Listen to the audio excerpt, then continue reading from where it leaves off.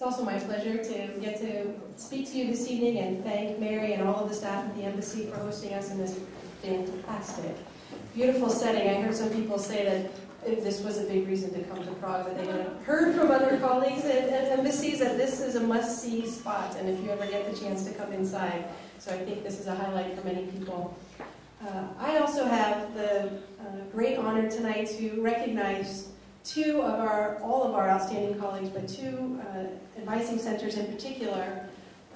Every year, Educational Testing Services recognizes a handful of outstanding academic advising centers around the world, overseas advising centers.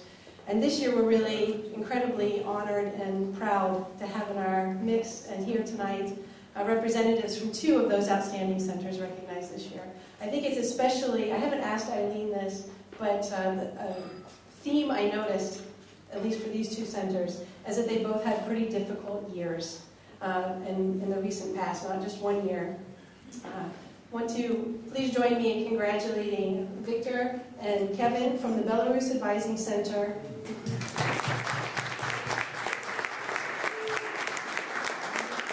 As many of you know, they actually had to leave Belarus, and we do advising in exile based in Vilnius. We do not want to abandon the wonderful students in Belarus, and they are leaders in the virtual advising because of the situation that they deal with, and they're contributing to the entire network and turning, as we say, lemons into lemonade. I also am very proud of our colleagues at the Center for International Education in Georgia.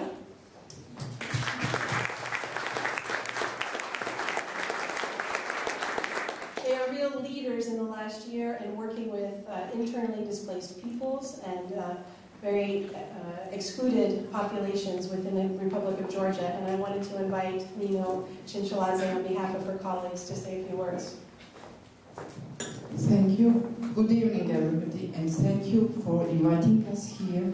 And I come from the country where the life is still difficult, so the many changes has happened there, and I would like to express my great thanks to all our friends and colleagues from the Department of State, from our REACs, particularly Merrill, who is extremely helpful, and to Education Testing Service, and particularly Eileen Tyson, who comes on help every minute that we need, because we know her, she's our contact person, and whenever we call her or whenever we write to her, she's always on the line. Many thanks to all our friends and colleagues for appreciation of our job, and I hope that this will be for long, long years, that the advising will be in Georgia and in the world. Thank you.